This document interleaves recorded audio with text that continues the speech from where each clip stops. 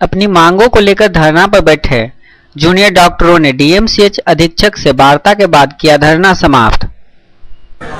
Darbhanga DMCH का OPD आज हड़ताल पर है।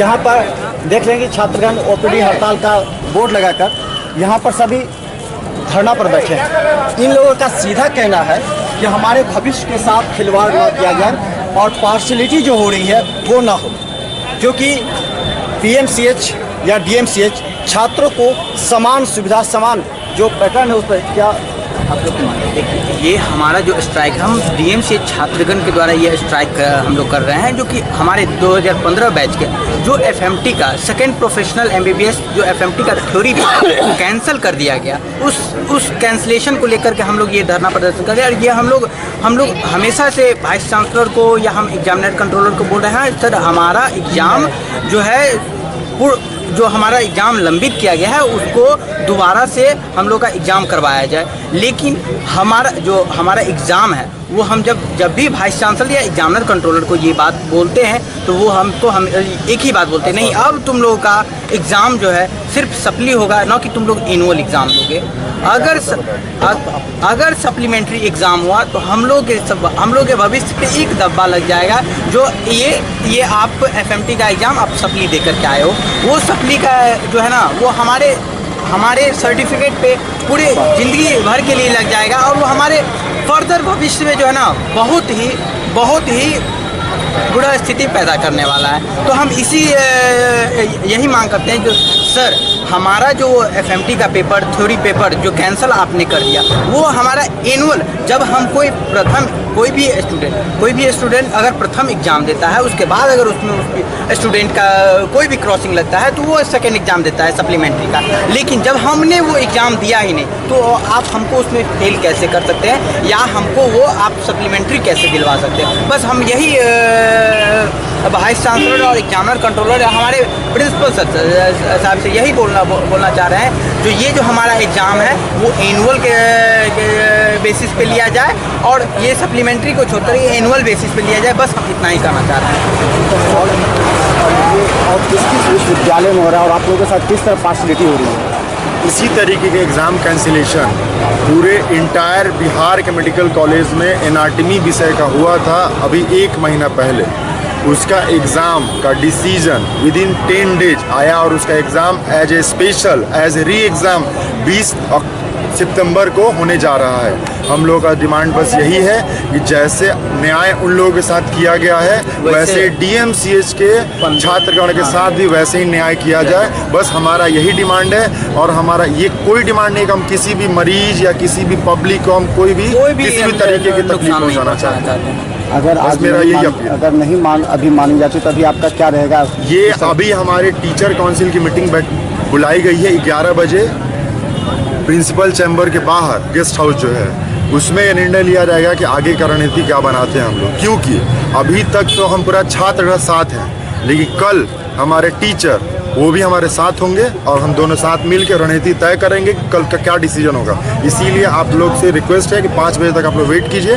5 बजे तक हम प्रेस रिलीज में सारा बात क्लियर कर दें। तो हम बता दें ये अन्याय ही है। जब पीएमसीएच में सप्लीमेंट्री नाम का एनुअल एग्जाम हो रहा है तो फिर डीएमसीएच के इन छात्रों के भविष्य के साथ खिलवाड़ क्यों? ये तो जवाब देना ही पड़ेगा। ये डीएमसीएच के छात्र भी दिन रात मेहनत करते हैं। क्या ये चाहेंगे कि इनके जो सर्टिफिकेट है उस पर एक धब्बा सा लग जाए? और यही जो प्रशासन है उस पर ध्यान देने की आवश्यकता है ताकि इन छात्रों का भविष्य के साथ खिलवाड़ न हो और इनका भी एग्ज़ाम एनुअल एग्ज़ाम की तरह हो।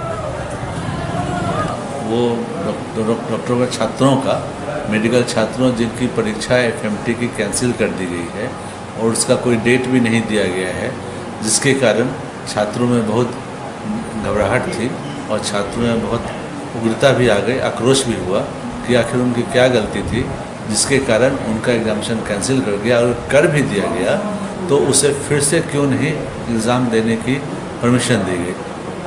इसी आक्रोशवश उन्होंने पहले मेडिकल कॉलेज को बंद किया था, तालाबंदी की थी और उसी कड़ी में आगे जाते हुए उन्होंने आज आउटडोर को बंद कर दिया है। इस बीच में हमने उस स्थल पर जा कर के हम प्रिंसिपल, मैं और प्रिंसिपल और डॉक्टर सीएम झा अजीत चौधरी, ये लोग उस जगह पर गए। पहले तो टीचर्स काउंसिल की बैठक हुई, उस बैठक के उपरांत हम लोग वहाँ जाकर के बताए कि देखो वो लोग तुम्हारी परीक्षा एक लेने जा रहे हैं, जो कि 8-9 तारीख को जैसा उन्होंने आश्वासन दिया वहाँ के वीसी ने कि वो लेने जा रहे हैं और तुम लोगों को उस एग्जामिनेशन को लेना है। लेकिन एक पेंच वहाँ फंस गया कि उन लोगों को जो परीक्षा है नवंबर में, उसमें ये लोग सम्मिलित नहीं हो पाएंगे जो इस परीक्षा में फेल करेंगे अक्टूबर में। तो इससे उनका फिर भविष्य समस्या में गिर जाएगा।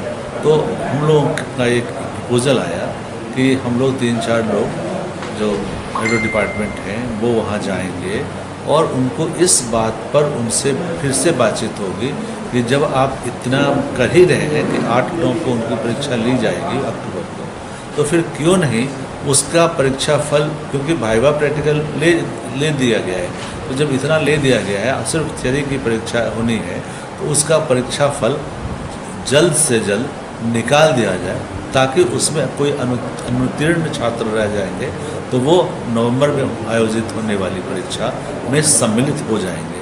अगर ऐसा नहीं हुआ तो वो जो सप्लीमेंट्री की परीक्षा है उससे वंचित रह जाएंगे।